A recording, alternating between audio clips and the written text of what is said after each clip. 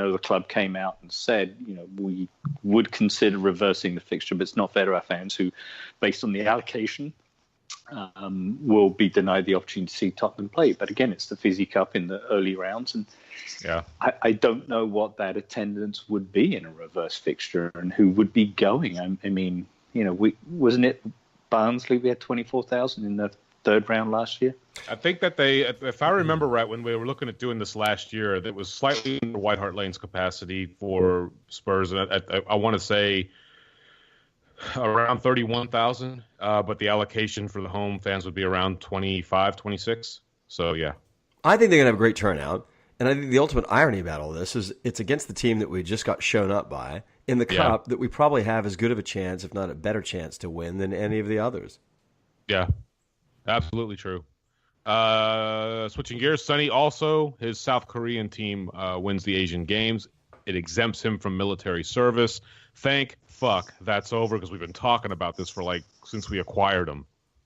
We even had questions on the podcast, Tim. Would it be worth selling Sonny because he's going to be lost for 2 years to military service or whatever it's going to be? So now that's a null and void topic of conversation. And were you on Twitter at 6:30 on Saturday? How many Spurs fans were following that game? Yes, it was amazing. Was it on TV? Yeah, no, but people were picking up streams, and I picked a little up on a YouTube stream. But when it went in extra time, they were showing the third place game. It's like, well, I want to see this, but it was very interesting to see the interest that Spurs fans took in the U23 Asian Cup Games final. But we had a vested interest, and I can't believe, knowing that they were going to meet Japan in the final, I can't believe they won it. Well played, Sonny, and come on back, enjoy your break, and come back revitalized. Yeah, don't get a thigh injury and not make the team. Yeah, no kidding. Hopefully, when all the dust settles from international break and everybody comes back healthy, we'll have a healthy Son, a healthy Lamela, a healthy Lloris. We can get back to playing football the way Tottenham have been built to play football. No injury update this week, obviously, with the international break coming. Timmy, any final shout-outs or final thoughts from you? No. I think Sonny was the only positive thing that come out of this entire week. Okay. Sammy? No. Actually, I take that back. It was on a Monday, so that was pretty positive. To be fair to him, I've never seen you this down. I know. But this was a kick in the balls. So real quick, the reason I'm down is I like to look at groupings of games. I don't like to look at a single game and say we need to win this one, we need to win that one. So I looked at these first 4 games and I thought, okay, we need 10 points coming out of these. I want to see us get 10 points, 3 wins, and let's get a draw at United. I thought that one was going to be the draw, or I was hoping, I'm going to be real happy with the draw from that one. So I was thinking 10 points coming out of this, I'll be really happy with that.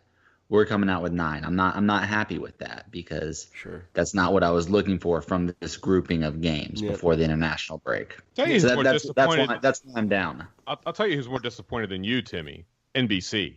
I'm sure they wanted to see an undefeated Liverpool play an undefeated Tottenham. I think that would have been an epic showcase for them to be able to put in their advertising circles. Simon, what about you? Any final shout-outs? I don't. I just want to correct something I referred to earlier in that UEFA Cup tie with PSV. It was actually one day Ramos was the gaffer. It was the round of 16. We'd lost 1-0 at home. Sam, you remember Gilberto? Oh, yeah, those calves. He was the only guy that had better shit calves than Jack Grealish. He was so shit in the first leg.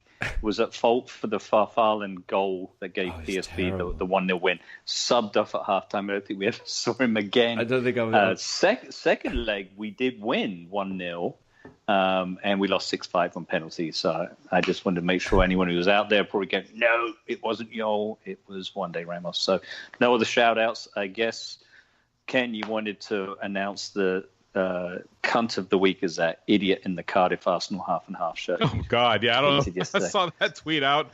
Yeah, he was cunt of the week. We've talked about half and half scarves. I have no idea who this guy was. His head was cut off. It was just a tweet that I saw, sent at the time, and I was like, this guy has to be nominated for cunt of the week. It was and awful. He went. What a complete bell end. Yeah, well, totally. hang on. Okay, now I'll just say this about him.